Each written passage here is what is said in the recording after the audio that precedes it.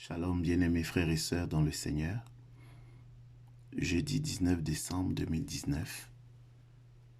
Évangile selon Saint Luc, chapitre 1, versets 5 à 25.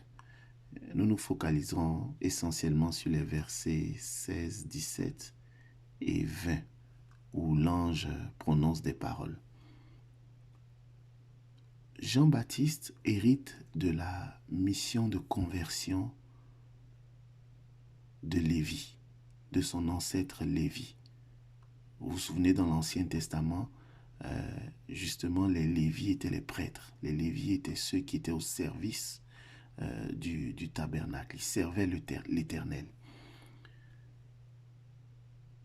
Le verset 16 et le verset 17 disent « Il ramènera beaucoup de fils d'Israël au Seigneur leur Dieu, et il marchera par devant sous le regard de Dieu, avec l'esprit et la puissance d'Élie, pour ramener le cœur des pères vers leurs enfants et conduire les rebelles à penser comme les justes, afin de former pour le Seigneur un peuple préparé. » Jean-Baptiste, rempli de l'esprit et de la puissance d'Élie, le Saint-Esprit en somme, a été le précurseur envoyé pour préparer au Seigneur un peuple bien disposé à l'accueillir avant sa première venue. Jean-Baptiste était le précurseur de la première venue de Jésus. Or, les Saintes Écritures nous apprennent qu'il y aura une seconde venue, qu'on appelle la parousie. Je crois qu'il appartient à tous les chrétiens de préparer au Seigneur un peuple bien disposé. Jean-Baptiste a été envoyé par le Père. Nous, les chrétiens, à notre tour, sommes envoyés par notre Seigneur Jésus-Christ de Nazareth pour préparer au Seigneur un peuple bien disposé lorsqu'il reviendra pour la seconde fois. Il l'a dit, Jésus l'a dit, « Allez donc, de toutes les nations, faites des disciples, les baptisant au nom du Père et du Fils et du Saint-Esprit. » Il dit, « Allez dans le monde entier, proclamez l'évangile à toute la création. » Jésus nous envoie faire de toutes les nations des disciples, afin que nous lui préparions un peuple bien disposé, c'est-à-dire un peuple de foi, lorsqu'il reviendra dans la gloire. Il s'est demandé, le Fils de l'homme, lorsqu'il reviendra, trouvera-t-il la foi sur terre? Nous devons travailler, main dans la main, à ce que notre Seigneur Jésus-Christ, à son retour, trouve la foi, trouve un peuple bien disposé.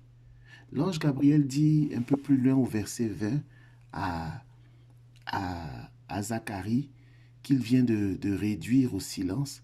Il dit, parce que tu n'as pas cru à mes paroles qui s'accompliront en leur temps.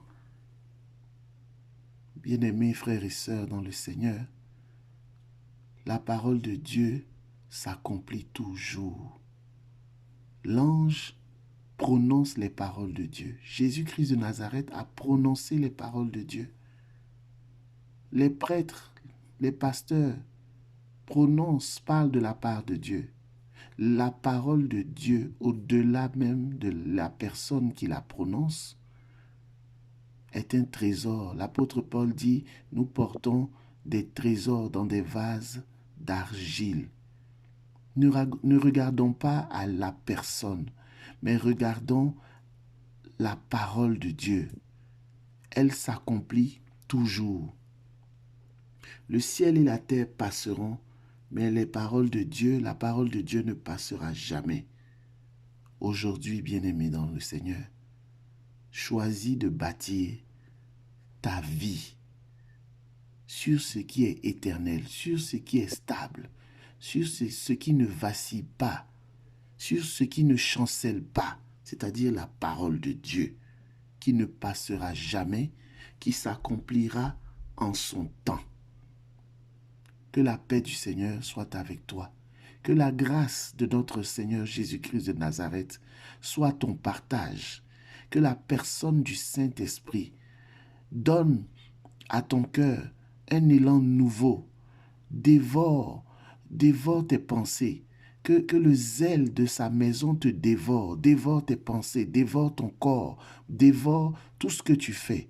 Que ton cœur soit embrasé du feu de l'amour de Dieu par la puissance du Saint-Esprit. Amen.